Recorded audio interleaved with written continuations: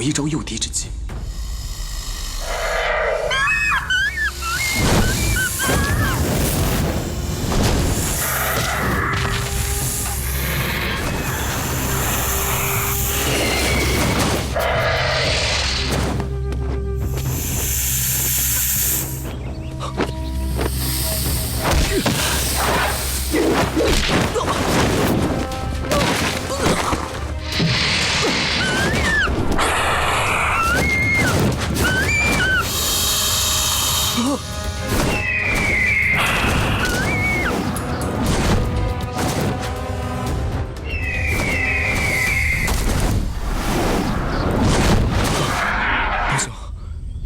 你这是天生神力，在下佩服。啊？你听得懂我说话？啊？你问我手怎么伤的？哎，此事说来话长，不提也罢。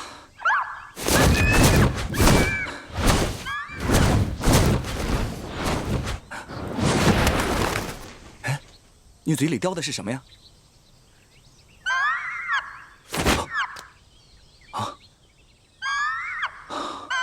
这是蛇胆吧？哇，好腥啊！你让我把它吃了？也好，你可能是我临死前交到的最后一个朋友了。我听你的。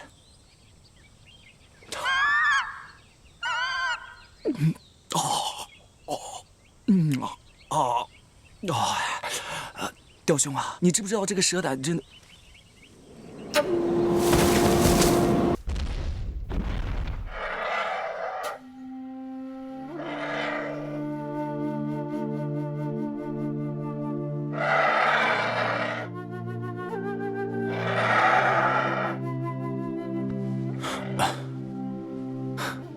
雕兄，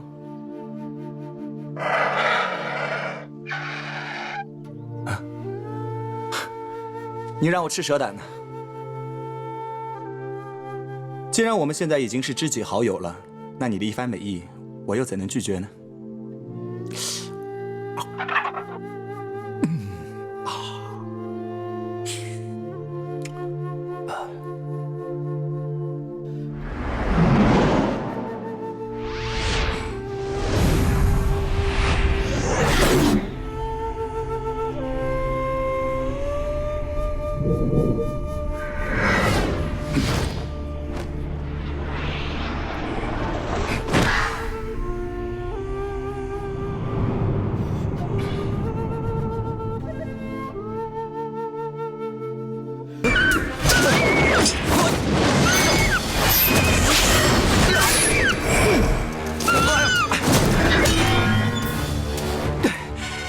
这剑实在太沉了，什么全真剑法、玉女剑法，根本就使不上嘛！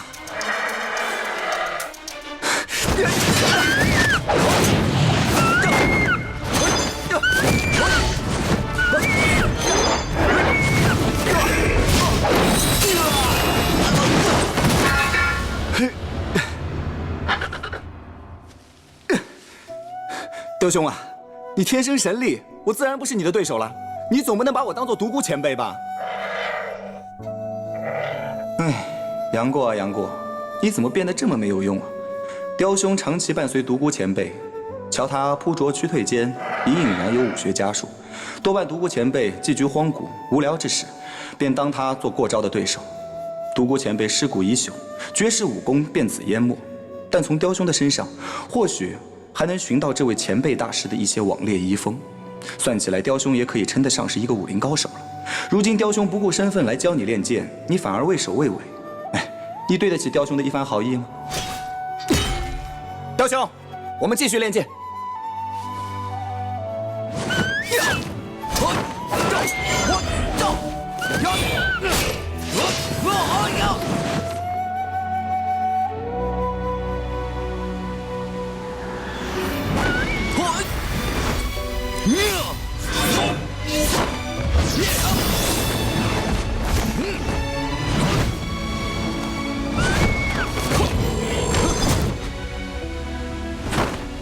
雕兄，你陪我练了这许多天的剑，现在我手中的这把玄铁重剑是越来越顺手了。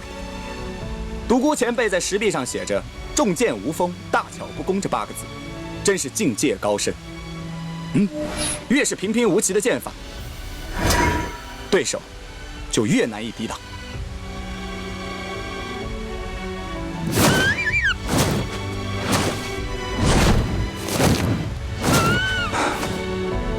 没错，若无先前在古墓练功打下的基础，今日就算有所奇遇，也绝不能达到此境地。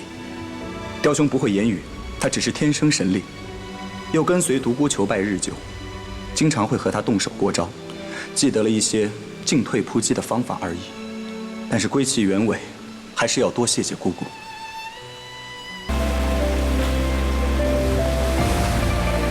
哦，喂，雕兄啊，你带我来这里跟……哎呀！雕兄啊，你要让我在这上面练剑吗？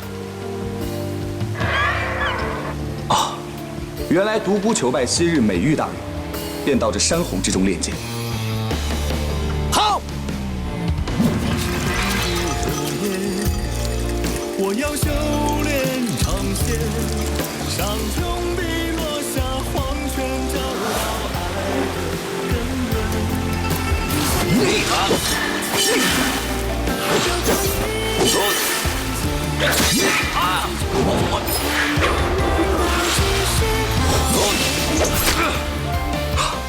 没想到在瀑布中练了半日，剑力竟会如此大进，像是那怪蛇的蛇胆有强筋健骨的奇效，以致在不知不觉之间早已内力大增，此时于危急之际生发出来，才这般厉害。雕兄，你真不愧是我的良朋益友，一直在逼我练功，从来都没有松懈过。哈，嗨，呀，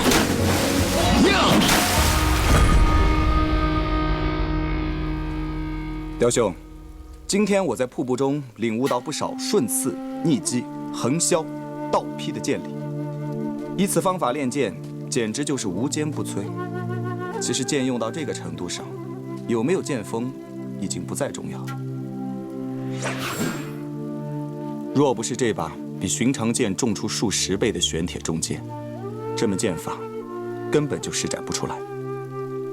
寻常宝剑，只要我手腕轻轻一抖，劲力未发，剑刃便会断掉。雕兄，再过数日，恐怕你就不是我的对手了。重剑的剑法已尽于此，不必再练。便剑魔复生，所能传授的剑术也不过如此而已。将来内力日长，使木剑如使重剑，那剑法就成了。唉，若非独孤前辈留下这柄重剑，又若非大雕在旁引导，还给我服下了蛇胆，而内力大增的话，那么这套剑术世间已不可再见。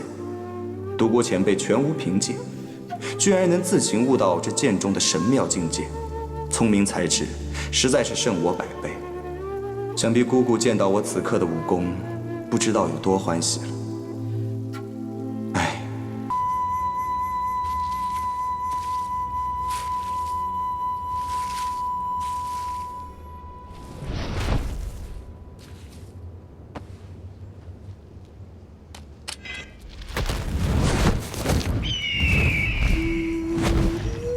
雕兄，你的大恩大德，小弟今生是不能报答了。但是小弟在江湖上还有几桩恩怨未了，暂且分别，日后再见吧。这柄玄铁重剑，小弟借去一用。等我见到我姑姑，报了我的断臂之仇之后，我早晚会再回来。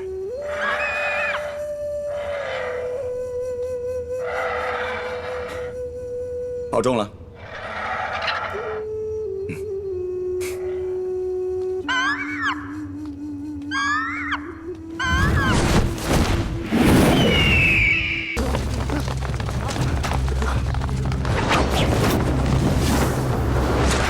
小龙女，今日我们人多势众，不怕你。来人，给我布阵！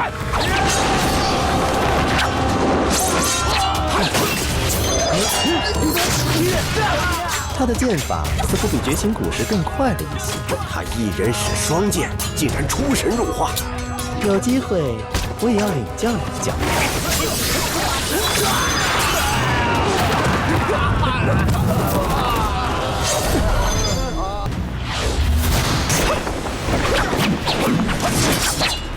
还不过来帮忙！快去帮忙！太不要脸了！3个武林大宗师围攻一个小姑娘，真是笑掉大牙！我呸！我大个，当着外人说话，回头定要叫你好看！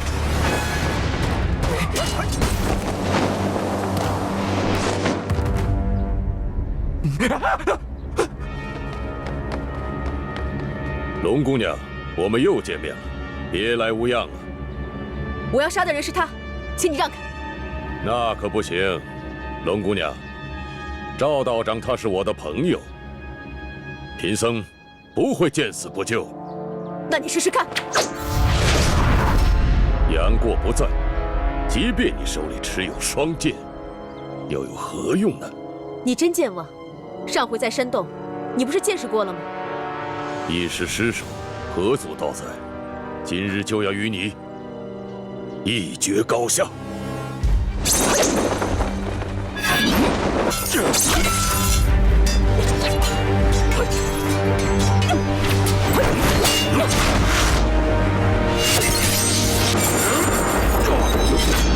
果然还是这个和尚高啊，居然能和小龙女战成平手。哪是平手啊？臭和尚都受伤了，看不出来吗？我看我们还是一起上吧。大和尚若是死在他手里，我们能幸免吗？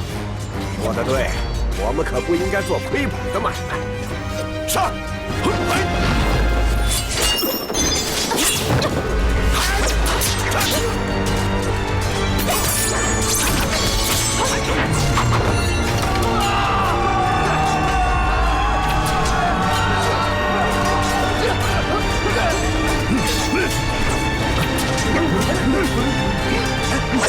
赵子敬，你这个叛徒！我今天要替全真教清理门户！放屁！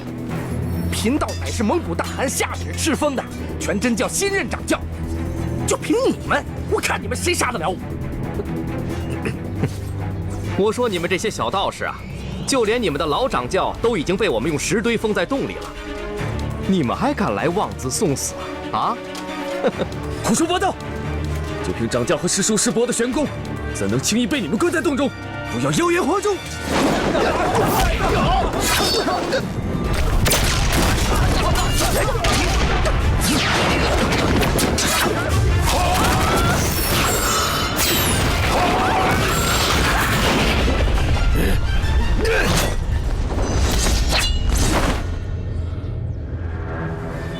是什么人趁我们闭关修炼之时，封住洞口？此等卑劣行径，是为武林所不齿。禀掌教，是蒙古人。裘老道，哼，好久不见，别来无恙啊！贫道曾经讲过，10年之内找你清算这笔账。今天你来的正好，我等刚练成了7星聚会，就拿你来试招吧。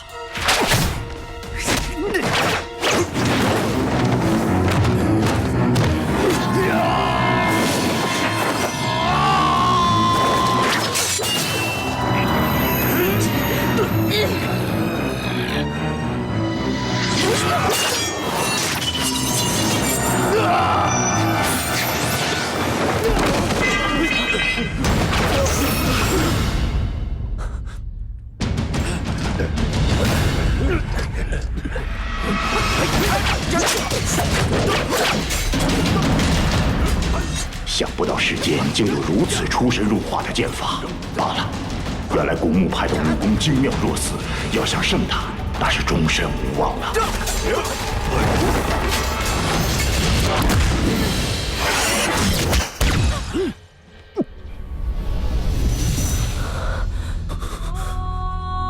你为何要救我？龙姑娘，是我对不起你，你能原谅我吗？你要我怎么原谅你？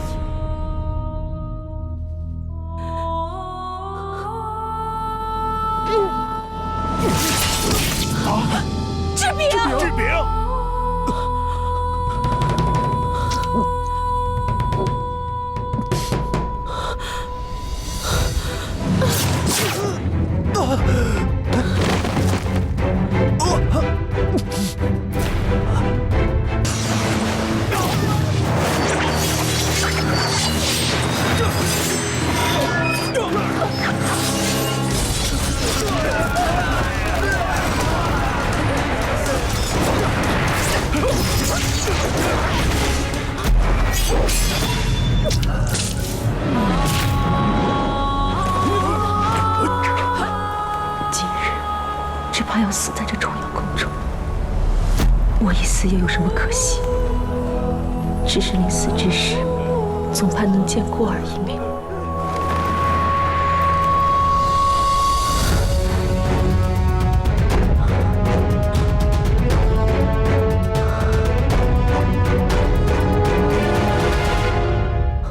过儿，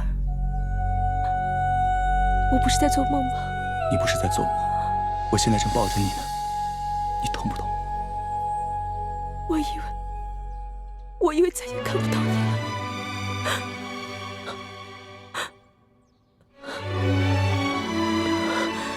果儿，我好冷，抱紧我。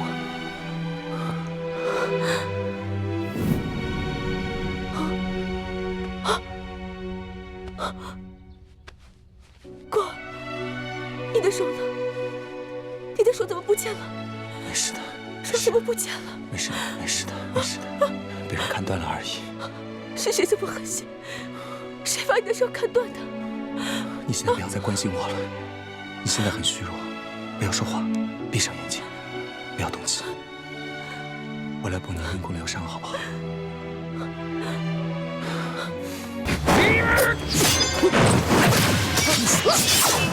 你已替我出师门，今日又何提师承之说？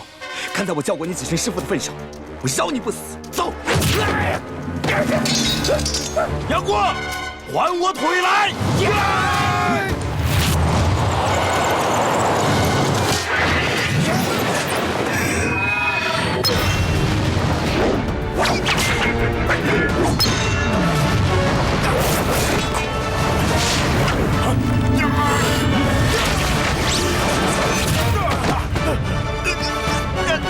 给我滚！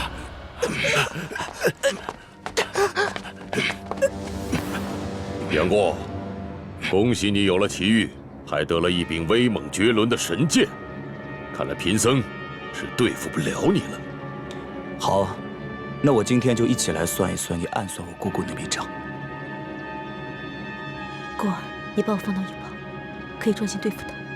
姑姑，我们要生一起生，要死一起死。今天我们夫妻俩力战群魔，人生至此，夫复何求？你以为贫僧真的对付不了你吗？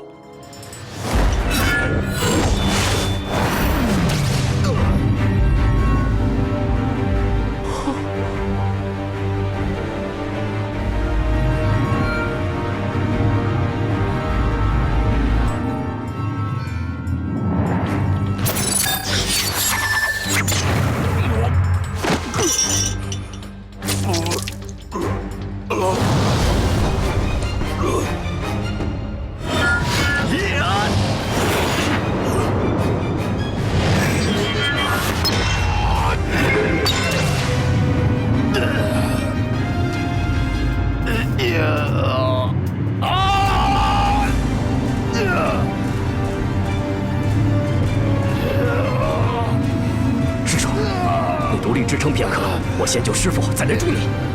好。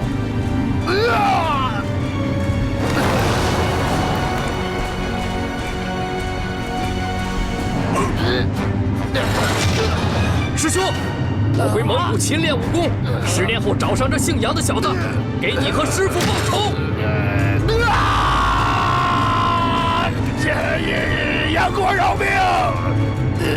等我将那个狼心狗肺的师弟碎尸万段，再来向你自行投上。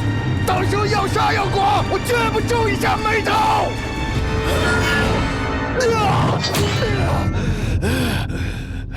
你为人还算忠义老实，我今天就不杀你们，你们走吧。多谢不杀之恩，师傅，走。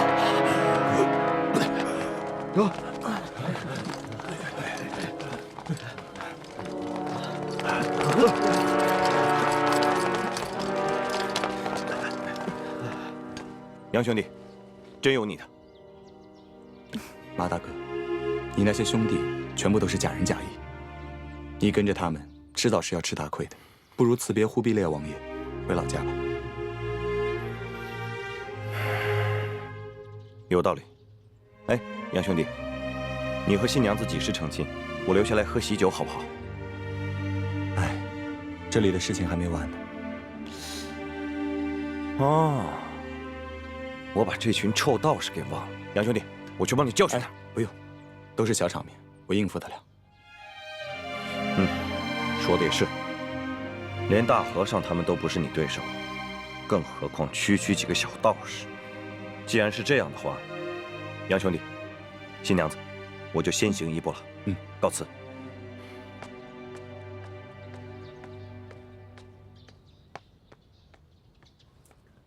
布阵！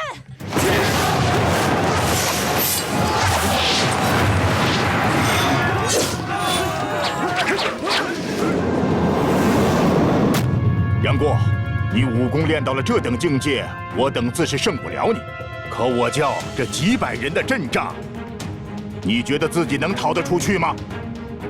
我要给我姑姑治伤。你若不放的话，那我只能硬闯。龙姑娘，杨过，你我的先辈师尊原本有着极深的渊源。今日我全真教以多为胜，赢了也不光彩。何况龙姑娘还身负重伤。自古道冤家宜解不宜结，两位请便自回。往日过节，不论谁是谁非，一笔勾销，如何？你说完了，可以放我们走了。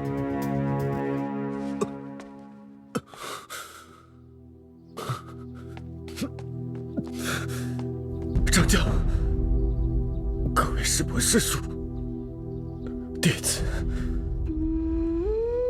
罪孽深重，乘人之危，玷污了龙姑娘冰清玉洁之身。弟子恳请大家放过龙姑娘和杨过。怎么可能？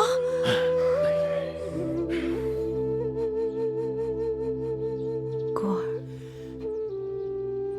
那天我被欧阳锋点中穴道，动弹不得，我的清白竟被他玷污。就算我的伤好了，也不能跟你在一起了。但他舍命救我，你也不用再为难他。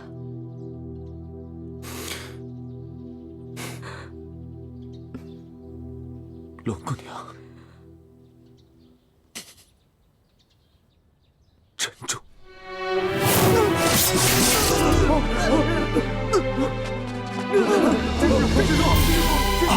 志平，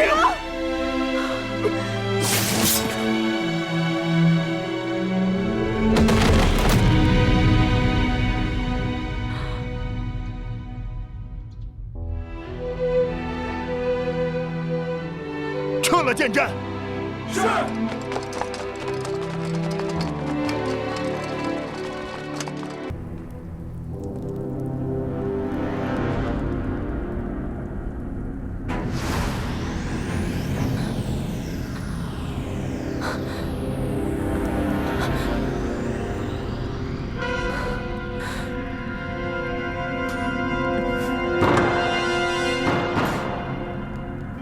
魔由心生，乱我心生，不闻不见，幻魔无真。通入古墓的密道，只有李莫愁两师徒知道。无论是谁，在这个紧要关头闯进来，我们夫妻都会束手无策。早不来晚不来，这可怎么办？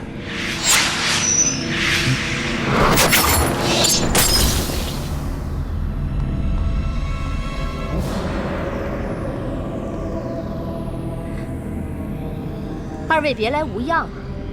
你来这里做什么？我要做什么？难道你们还会不知道吗？你想要玉女心经？我们夫妻俩隐居在古墓里，与世无争。好，我就把玉女心经给你。拿来。原来他一直以为玉女心经是一本书，这经文刻在了另一间石室的墙壁上。且告知他真相，心经的奥妙，就让他自己参悟便是。我们只消得几个时辰，龙儿的穴道一通，那是杀他又有何难？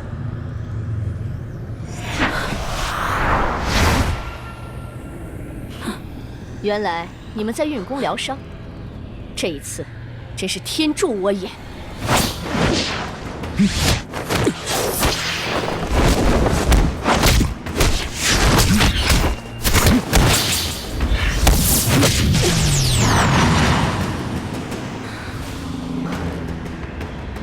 多谢师姐成全。李莫愁，要不是你这一掌的话，龙儿的穴道也没有那么快可以打到。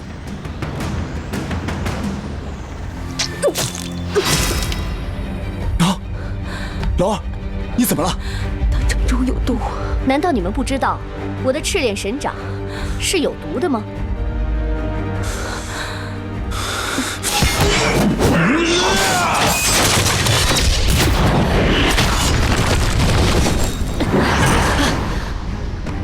我们走。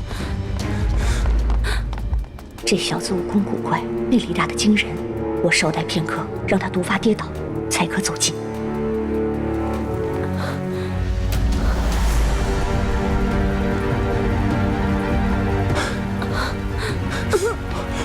龙儿，你怎么样？我们赶紧运功逼毒。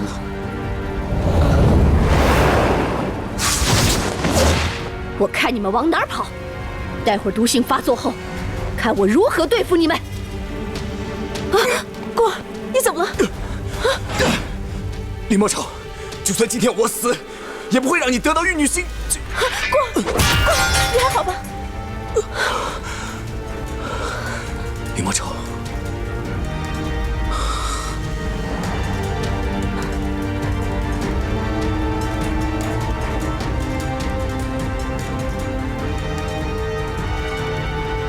这本《玉女心经》，你这辈子都别想得到。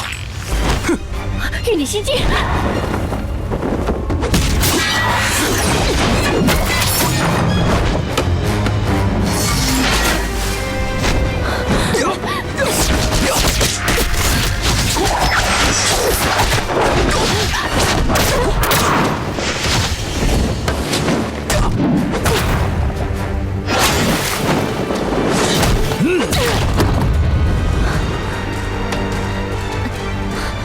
玉女心经。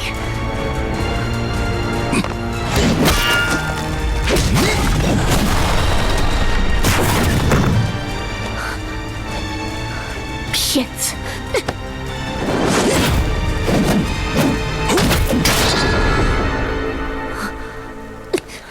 李莫愁，这10关加起来有600多斤重，你死都别想出来了。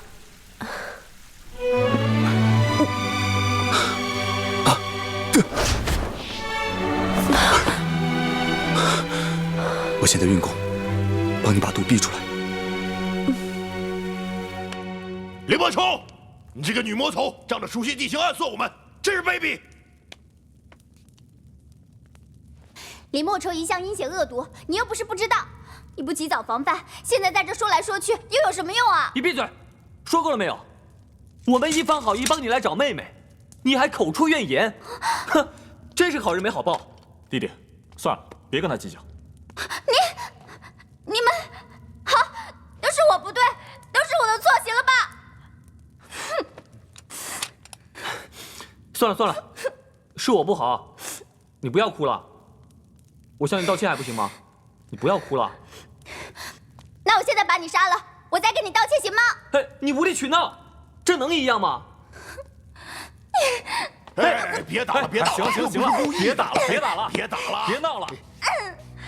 你们以前从来都不会这样对我的，现在我们怎么了？现在你们这样对我，我不会轻饶了你们。好，要杀要剐随便你，这样总行了吧？我恨死你们了！你恨我有什么用啊？你们都别吵了，我好像听到有哭声。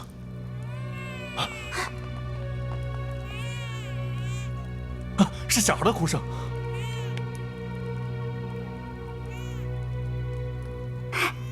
是我妹妹的声音，是我妹妹。那我们有救了。可是我妹妹只是个小婴儿，她怎么会来救我们啊？既然从这里可以听到你妹妹的哭声，证明密室与密室之间一定有通风口。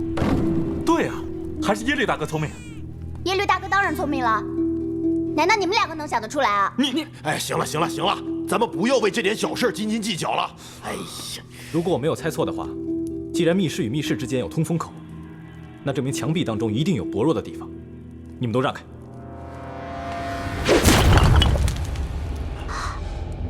我们必须集合5个人的力量，齐心协力把它打开。好，好。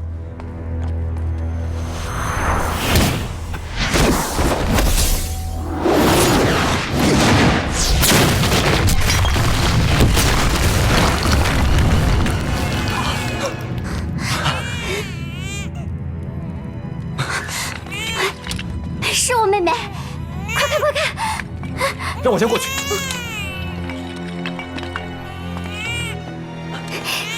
香儿，香儿，不哭，香儿不哭啊，不哭啊。香儿，香儿乖，不哭啊。哎呀，香儿怎么老是哭啊？我想她会不会是饿了？哎，这儿有碗蜂蜜。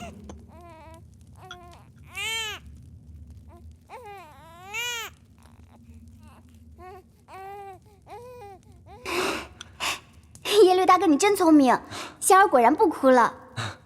好险啊！要不是香儿饿得哭了出来，我们现在还被困石室呢。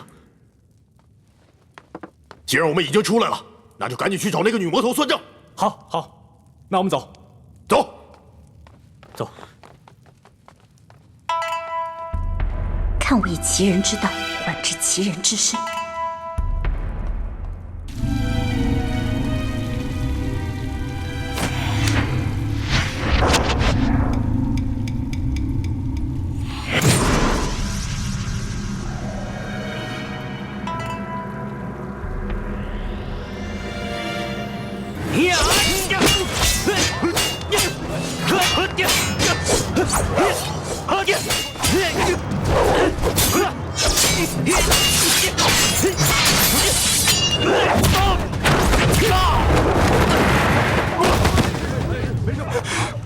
敦儒，胜败乃兵家常事，没什么大不了的，知道吗？是，师傅。这位兄弟又胜一举，台下哪位英雄好汉想上来挑战的？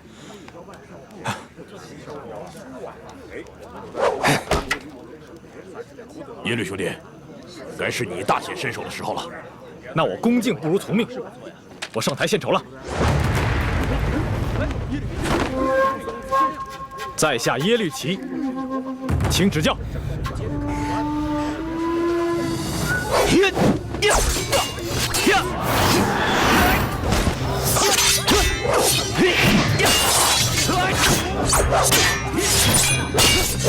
好，姐夫加油！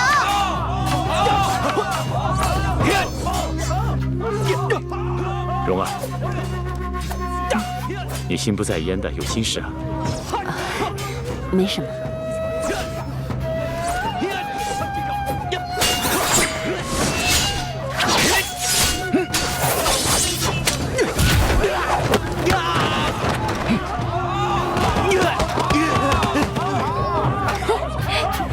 打得好！大嫂，我哥这个丐帮帮主看来是10拿9稳了，你开心不开心？如果是真的的话，你这个做妹妹的也一样感到荣幸啊。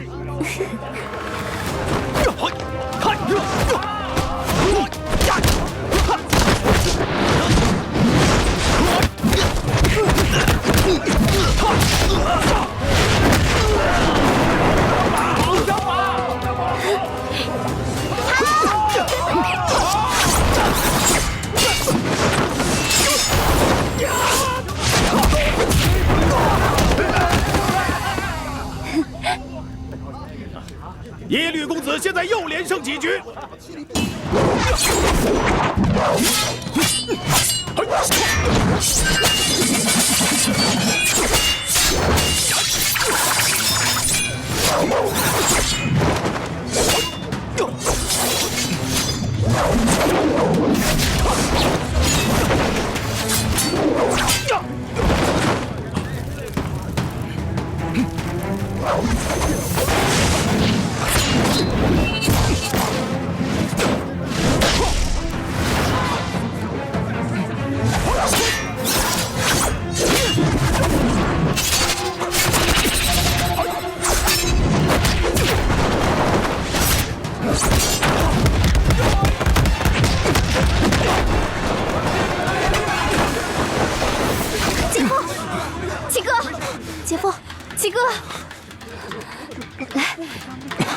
你这卑鄙小人，居然耍花招偷袭！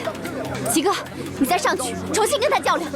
刚才在下侥幸胜了耶律大爷，但绝不敢图谋帮主之位。他日我若寻回打狗棒，杀了霍都这个狗贼，替鲁帮主报仇，届时请各位替我做个好公断。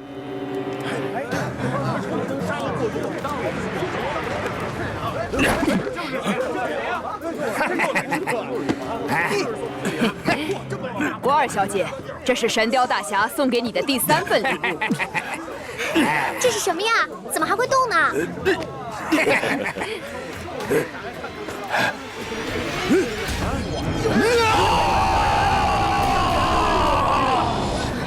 大耳巴，一个忘恩负义的狗贼！今天我就来取你的狗命！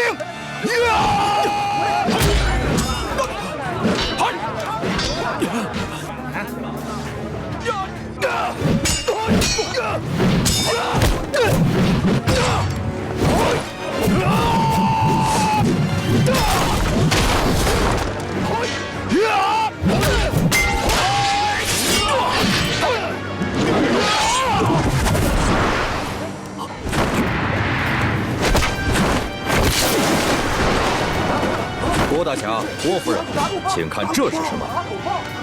打狗棒。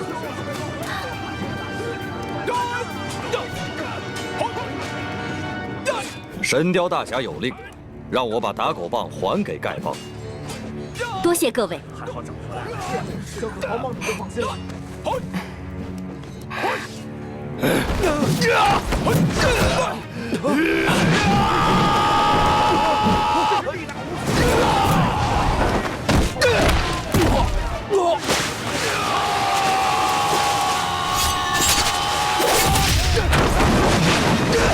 这就是伤我的铁扇，他不是合适我。不错，他只不过是戴着合适我的人皮面具。他到底是谁呀？福儿，这个人你也知道。你怎么忘了？当年在归云庄英雄大会上，是哪个卑鄙小人用暗器伤我的？霍都，没错，当年他用的是把纸扇，如今他用的是把铁扇。原来和师我是霍都假扮的。哎，对了，蓉儿，这大耳巴和霍都是师兄弟，他们为什么要打？靖哥哥，你有所不知，当年重阳宫之战，霍都这个狗子不顾他师父金轮国师的安危，弃师逃亡，所以大耳巴一见到他就是仇人见面，分外眼红。很明显，这个狗贼是为了逃避仇家的追杀，故意躲进丐帮，等待机会，图谋不轨。杀死鲁帮主，抢走打狗棒的人，就是他。难怪第一个发现鲁帮主尸体的人是他。他以合适我的身份当上了丐帮帮主，就可以随便找个人扮成霍都，再在适当的时候交出打狗棒，没有人会怀疑他的身份。他的如意算盘想的还真是周到。多亏了过儿戳穿了霍都的阴谋，要不然这后果真的不堪设想。大哥哥一定是看见我在破庙祭拜鲁叔叔，知道我们是好朋友，所以就替我报仇。大哥哥对我实在是太好了。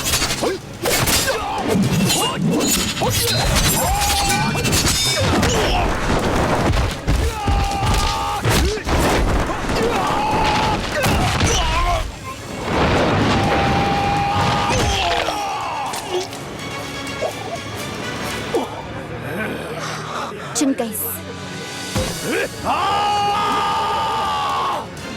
师傅，我终于替你清理门户了。神雕大侠有命，命你速速返回川边，不得再踏入中原半步。感谢神雕大侠，给我机会除掉这个叛徒，我达尔巴绝不食言。那就好。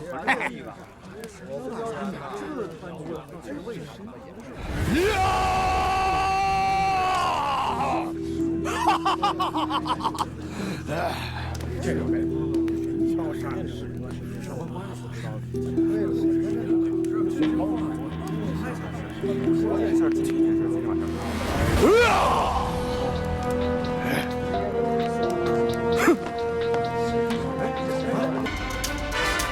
爹娘，糟了，他们想要烧死香儿。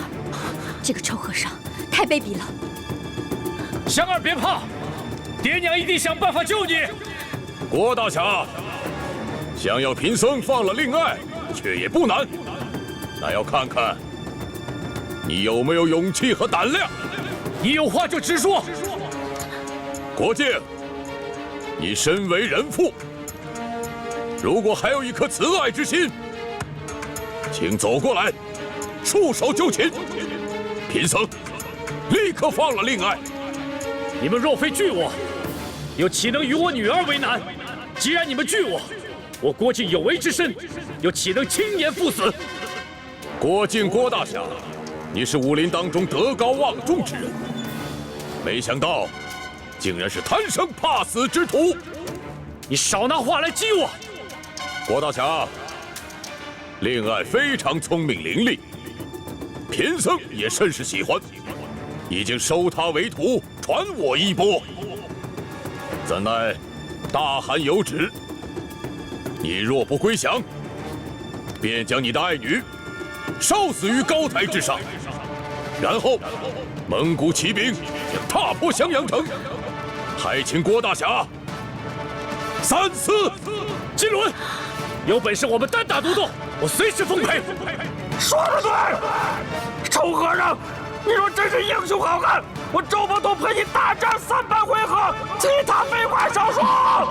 周伯通，只可惜现在是我们双方交战，不是单打独斗的时候。臭和尚，你岂有此理啊！阿弥陀佛，周伯通，你不要太冲动了。香儿在他们手里，你这么做的话，他们会伤到香儿的。没错，何况蒙古人早有准备。那个高台现在不是那么容易接近的。若想接近高台，一定要先解决周围的士兵。我也知道，那现在怎么办呢？小花，如果你一想阻止多宝，赶快想想办法呀！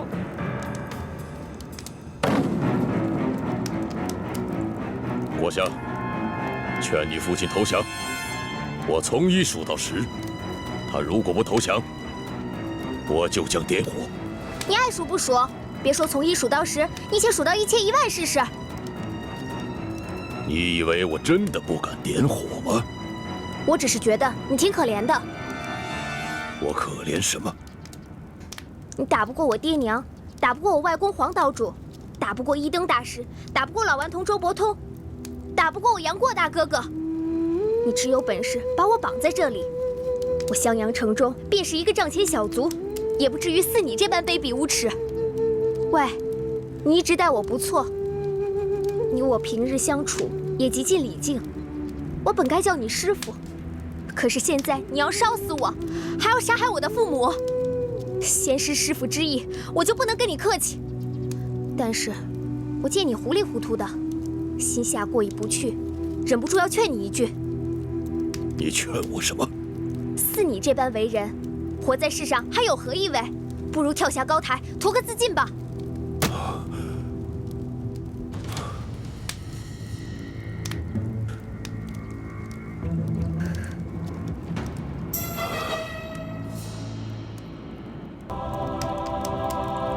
国师怎么不数下去？来人，点火！是。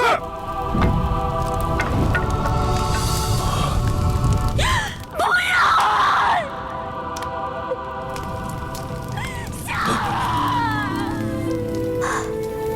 这么好玩的世界，我却快要死了。不知大哥哥这时在哪里？从谷底回来没有？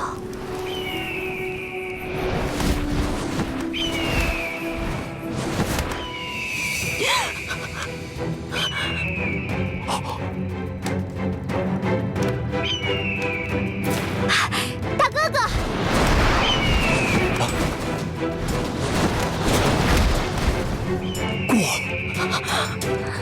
还有龙姑娘。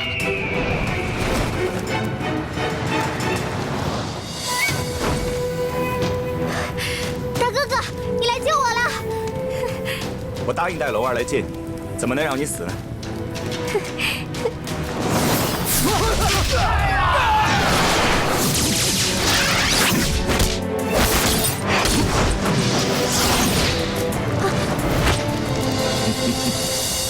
杨过，16年不见，你的功力有所长进啊！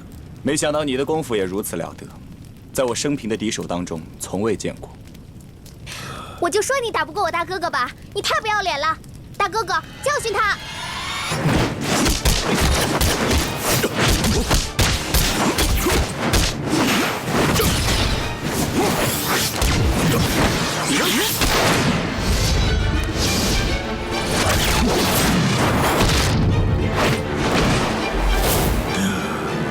我在海潮之中练功，功力足以与怒涛相抗。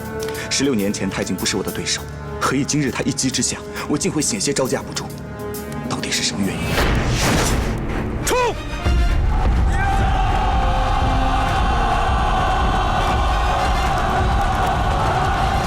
蒙古人已经乱了阵脚，我们冲过去抢回香儿。杀！杀！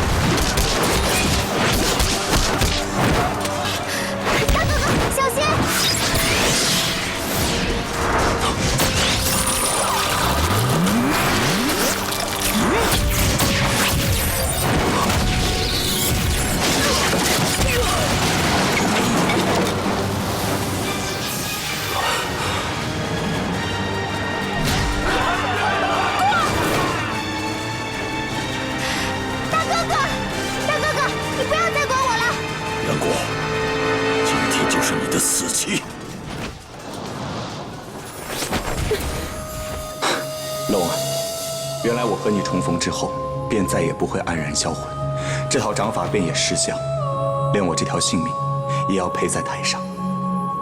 龙儿，别了，你自己保重。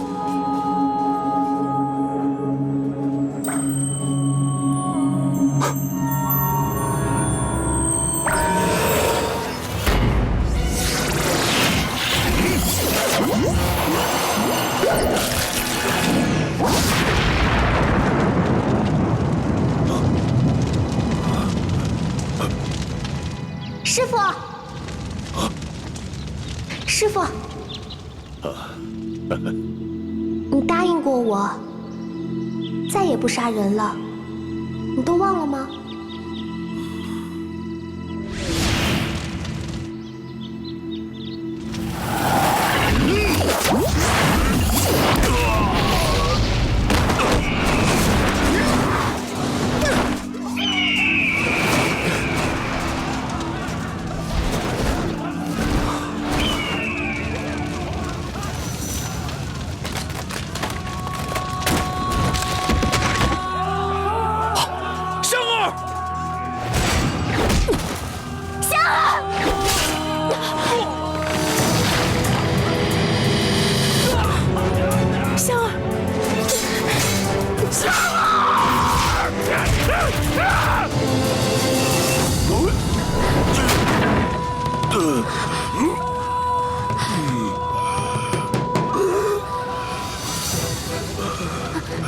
香儿，你可不可以再叫我一声师父？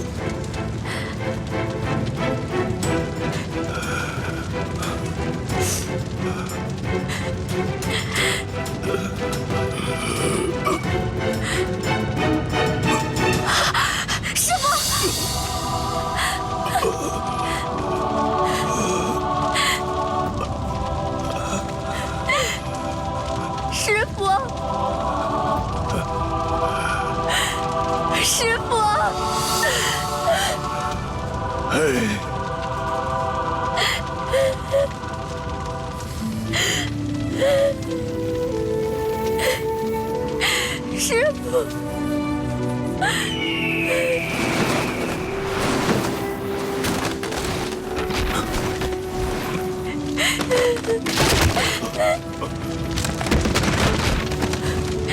师父，杨过，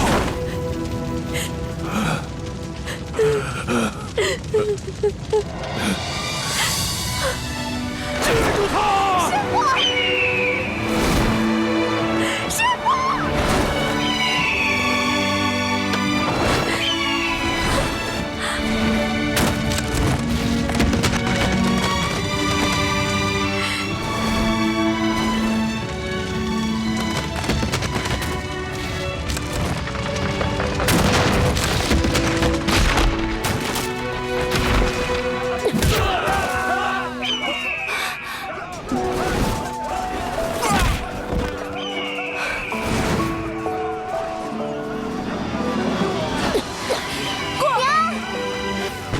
为什么还要在乎这些呢？七哥，七哥，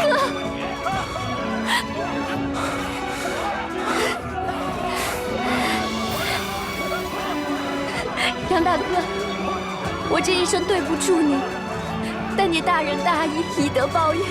小妹，过去的事情就别再提了，希望你今后别再恨我。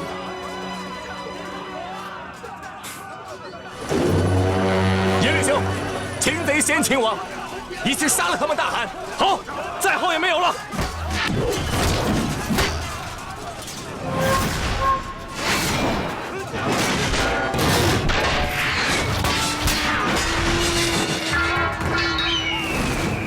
雕兄，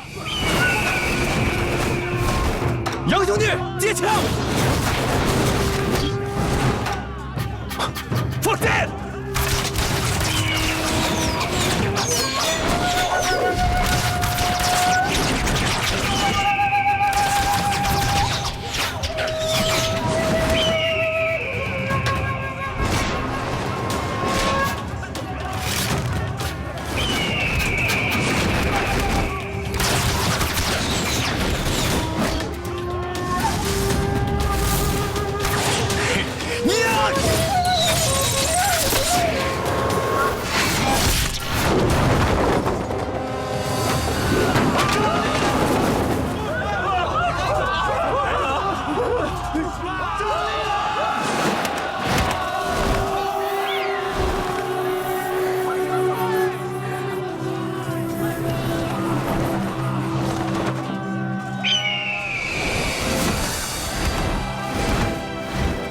大家好，欢迎回到我的武侠经典解说频道。别相信，今天咱们继续聊谢谢2014年陈晓、陈妍希这6《神雕侠侣》全剧第35部到第40集，杨过断臂，我问你，小龙女重伤，重阳宫大战。话不多说，咱们直接开讲，所有的泪点都集中在这里开场。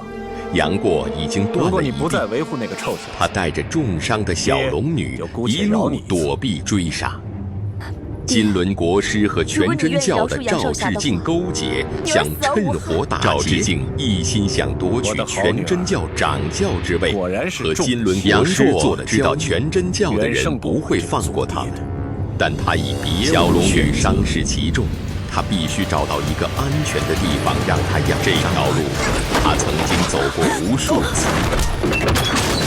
当初他逃出全真教，误入古墓，就是从这里起开始。故地重游，却已是物是人非。杨过背着小龙女来到重阳宫外，全真教的赵志敬站在人群最前面。脸上挂着得意的笑容，他早就料到杨过会回来，这里是杨过唯一可能求救的地方。指着杨过说：“此人勾结古墓害妖女。”杨过冷冷地看着他，没有说话。黄岛主，还有陈英路无数，他把小龙女轻轻放在一块青石上，然后只剩10条手臂，但他的眼神比任何时候第36集。杨过和全真教的冲突，全面下令围攻，全真教弟子一拥而上，杨过以单臂应战，却丝毫不落下风。这段时间，他经历了太多生死考验。武功他一手挡住数十人的进攻，一手护住身后的赵志敬见势不妙，亲自出手偷袭。杨过侧身一闪，反手一掌，把赵志敬打得口吐鲜血。全真教众弟子看到赵志敬被打倒，亦是群龙无首。就在此时，金轮国师带着霍都等人赶到。金轮国师是蒙古国师，武功极高，一出手就镇住了全真子。看你往哪儿跑！杨过握紧手中的剑，一言不发。我看得出来你喜欢他心里清楚，金轮国师的武功远在自己之上退，身后是他最在乎的人。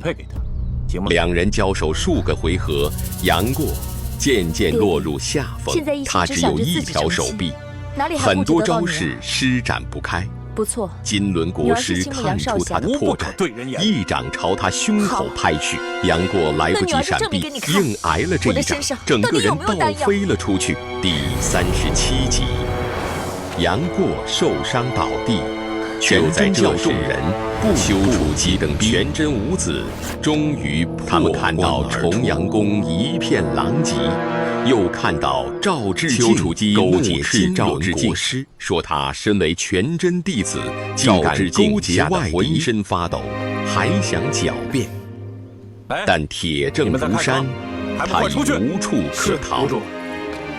丘处机亲手废了赵志敬的武功，把他逐出全真教。金轮国师见势不妙，想趁乱逃走，但全真五子联手将他困住，他难以脱身。杨过趁此机会抱起小龙女，冲出了重阳宫。那真的是禽兽不如啊！他一路狂奔，一直跑到后山的密林深处。他把小龙女放在草地上，看着她苍白的脸，小龙女微微睁开眼睛，虚弱地说：“杨过握着你的手，该带我声音哽咽。是啊，我绝不会放下你。”杨过带着小龙女找到了一个隐士山处寻找草药，试图为小龙女解毒疗伤，可小龙女的伤势太重。